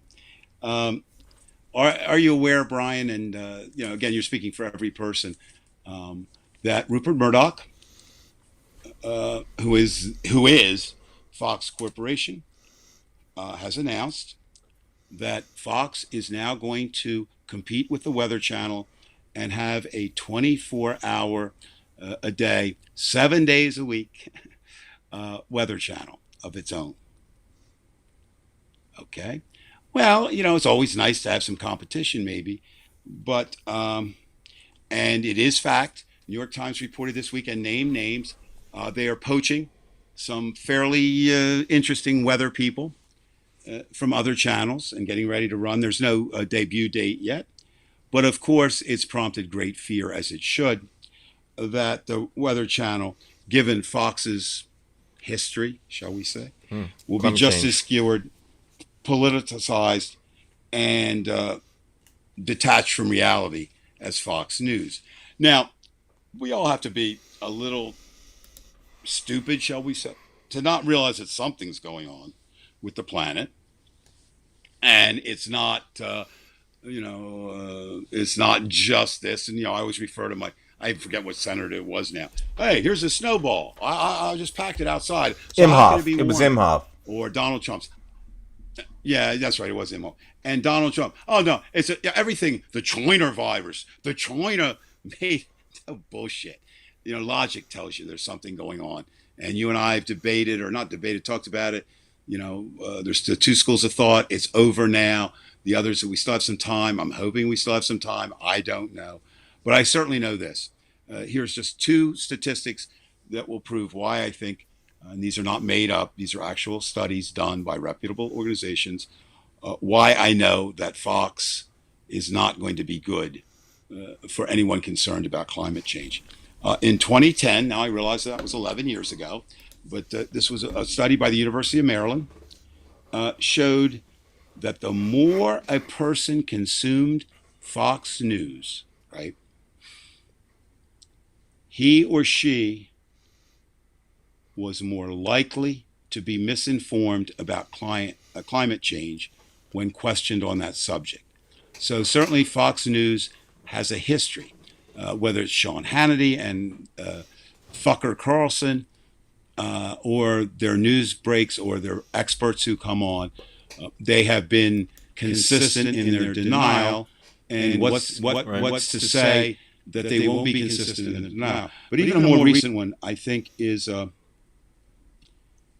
maybe more points more to the point, and really shows why the fact of Fox News becoming the Fox Weather Channel deserves a big danger, Will Robinson, danger. Public Citizens, which is an organization that does a lot of surveying and polling, and they are indeed public citizens in the sense that they're not, the right would swear they're left, but they're not. They're fairly accurate. Their analysis found that 86% of any segments on Fox News that talked about or in any way touched upon climate change cast doubt on the fact that indeed climate change was real. Now, I'm not the greatest mathematician in the world, but 86% is pretty damn close to 100%. So you've got a news organization that we know is steeped in lying, which promotes liars, which campaigned for Donald Trump. And yes, this week, Rupert Murdoch got his hero moment, which is such a bullshit hero moment. he did say, when Trump's people are screaming, they called the election too early for Biden. He did hold the well, one event in a lifetime of causing human misery doesn't make a person a hero. So danger, Will Robinson, for all of you who are listening. We got the Fox Weather Channel on the way. Yes, and I think, Dave, that we could do a show on that in itself, because that's important. There you are, Veg. You got it right. You got it down and dirty. Weatherman Joe something or other. It was an Italian name. Joe. It sounded like Buonacani, but it's not. Bastardi. I think it was Joe Bastardi, who's one of these weathermen. He got sacked by the weather station, the Weather Channel. And the Weather Channel, I think, is the most popular channel on cable in terms of viewership. I would imagine. Can I interject Can I Sure. interject something just right there that made me think about it? I do not watch the Weather Channel. I really don't. I don't watch many of any channels.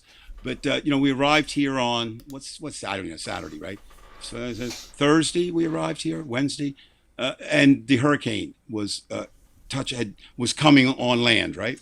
And my brother-in-law, it made me understand why he watched that Weather Channel, right? He told me about what he has to do here to certainly try to hurricane-proof as much as you can a house. You've got the flooding problem. So, I think just supporting what you're saying, I was always one. If you remember I don't know if you remember how much you were in our office, there were like two or three secretaries in our office, the main office in Bridgeton High School, who used to watch that Weather Channel all the time. And I said, just kind of look askance. But I can see why people do it. So yeah, it wouldn't surprise me. No, it's very, very popular because you need to know the weather. But it's just that there's this one, and I think it was Joe Bastardi. It might have been somebody else, because it's another name. But if it isn't Joe Bastardi, it's somebody else. But it was named Joe, and I remember, and he was just off the wall. He was the one who denied climate change, so they got rid of him, and he was taken by one of these Fox channels, and it's just a shame. And when people say, well, 99.9% of the scientists agree that climate change is real and it's man-made, and they ask about this other 0.1%, well, these are the people who are obviously bought off by the oil companies or by the Republicans or whatever. It's just that they have ulterior motives, or they're just completely insane, because it's a possibility too. But I think you're right, Dave, and I think that this is a real concern, because the Weather Channel is popular, and they are right. They understand that climate change is real, and this is where they realize what's going to happen and here's my guess is this, Dave. So, you've seen temperatures, this past 2 or 3 months in Moscow. Just today it was 91 in Moscow. I mean, that doesn't happen in Moscow, but, once or twice during the entire summer. Well, it's happening 10 days in a row in Moscow. And you're having these 130-degree temperatures in Death Valley. And nobody has to tell, even the farmer on the Idaho farm, that what's going on is real and it's different. So they know that may have some, at least in my opinion, some political overtones to making people saying, oh shit, the Democrats were right about climate change, and maybe the farmers, they're going to want this, that, and Trump was paying off the farmers during the pandemic. So I think there's a political part of that we really have to worry about. No question. And they're going to fight climate change. So how are they going to deal with it? Are they going to admit it and just say that, okay, but it's the Democrats' fault? Well, I don't know what they're going to do, but whatever they're going to do, they're going to do it. And this is why I think the far left has to attack the far right. Yeah. Go ahead, Dave. Dave is frozen. Certainly, Brian, that point is well taken. Just an aside, I'm sitting here thinking how, again, things tie in that you're not really thinking about. On our ride from scenic Orlando to scenic St. Augustine, where I hope to find some of that wonderful sulfur water that passes for Ponce de Leon's Fountain of Youth. If anybody's been there, do yourself a favor and go there It's just sulfur water. It is disgusting, right? But it's there. So our son called us from Australia because, 14 hours now, I think, difference. And so he was getting up, and he calls sometimes when he gets up. We're talking about in Canberra, Australia, and if Keith was listening tonight, he might be able to verify this. So far this winter, they've sent 3 records in the other direction for cold. So, I mean, people say, oh, global, no, it means, again, it is global warming, but it's global warming that then affects climate change. It can go in all kinds of directions. Down here, Florida is experiencing an inordinate amount of rain. As you fly into Florida now, I mean, everywhere is green, because it's everyday rain. Florida's notorious for its 30-second showers, or, the afternoon, if anybody's gone to Disney or spent any time in Orlando at this time of year, it rains every day, but only for a few minutes, whatever. And the hurricanes, what was the one? The one was the earliest ever, I think. Right. Well, this one was the earliest in July. Washington, D.C. Washington, D.C., where we reside, I believe it was second. I'm pretty sure it was second. I know it wasn't first. I don't think it was third. So I'm going to say second. It could have been third.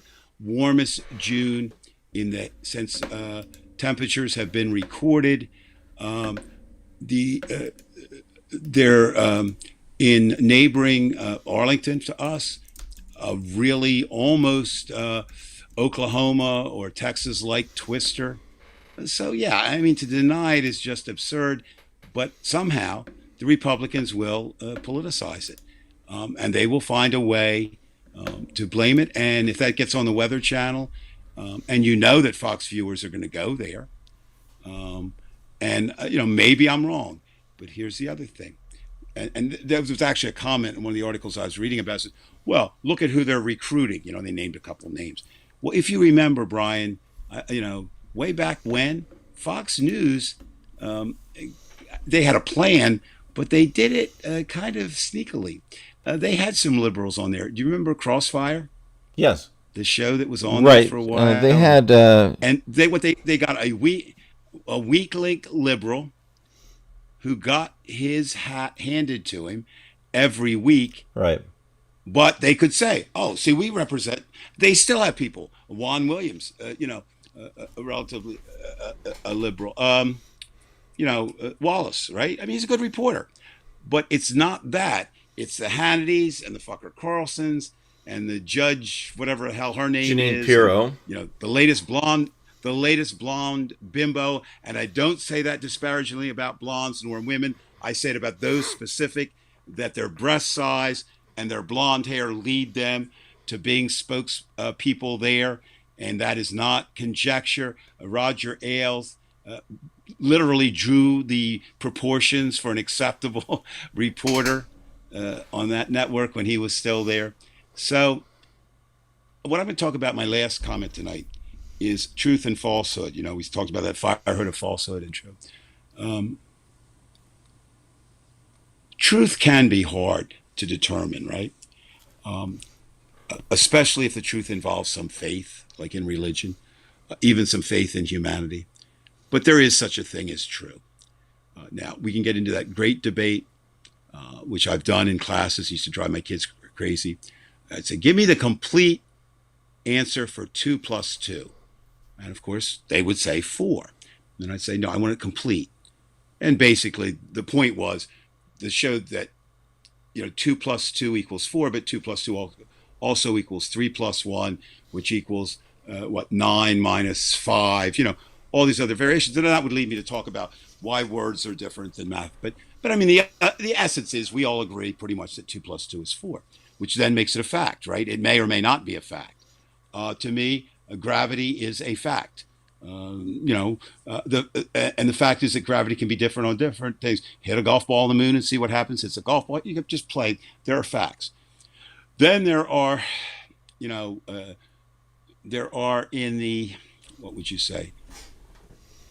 On the ideas, facts don't really apply sometimes, right? But I do think, there's truth. There are 50 states. That is true. That's a fact. And right now, we're not even agreeing on that, right? There seems to be a Republican move to accept falsehood as truth. Not just one falsehood, not just from one person. One of the scariest, most frightening things I heard, and it's been repeated a couple times during these crazy Trumpian times, is a woman, and it's not just one woman, a couple times where she said, if Jesus, something to this effect, if Jesus told me something were true, and Donald Trump told me something were true, I would believe Donald Trump before I would believe Jesus. And this is a woman who professed to be a Christian, professed to be an American, and certainly was a Republican.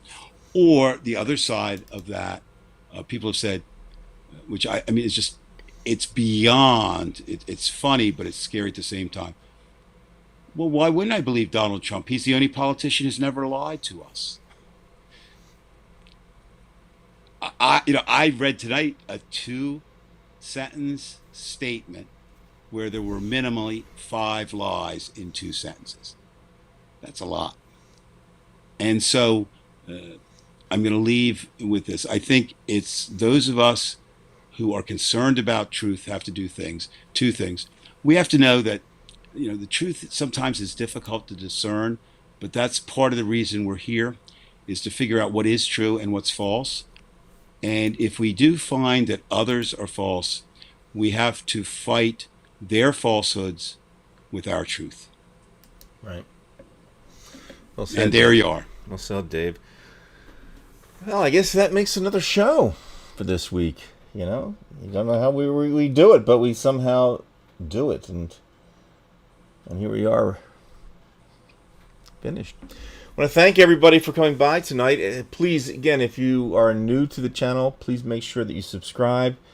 If you already are a subscriber, please make sure that you like or share the video. We would appreciate that. The more the merrier, although we do kind of like the way we have it right now, but it's always room for more. Shout out to Veg and everybody. We really appreciate the participation, and we hope that you'll join us next week. So without any further ado, I want to thank my co-host Dave, who he's a real trooper. And of course, I always have one last comment. I just thought of it. Okay. You might want tonight to be, if you think the world is coming to an end, there is a possibility tomorrow is the day. Now, I'm not the brimstone and fire preacher saying it, but I do know this. I have promised to go to church with my brother-in-law and sister-in-law, who go every Sunday, but I'm going to do something different, because they're going to do something different. We're going to go to a surf club, meaning not a club where you surf, but on the beach. I've never been to a service on the beach, and before everybody gets upset that I'm finding my religion, what REM was, losing my religion. No, the main thing is it's followed by a huge brunch. So you can't go to the brunch unless I go to church. Well, I'll tell you what. They use a brunch to bribe me to get into church, but it could be the end if there really is a Yahweh as depicted in the Bible, and he finds it supremely offensive that I'm invading his territory. Well, Dave, it's good to know that you'll be on the beach tomorrow, and I think I just want everybody to have one last kiss tonight if they need it, or if you have a regret, call tonight and say that, or if you want to die clean and sober, take if your needle's headed towards your arm, don't put it in right now, because tomorrow is a possible day. Yeah. Well, I think there's a greater chance, folks, and if you want my opinion, I'm going to close out here, is that more of a chance that Dave will probably get upset when the pastor kicks sand in his face. We'll see how Dave reacts to the pastor. So on that note, I'm going to take. I'll give a full report next week. All right, Dave. Don't beat the shit out of him. All right. All right. So I'm going to take it back to 1964 this time, and we'll see you next week, everybody.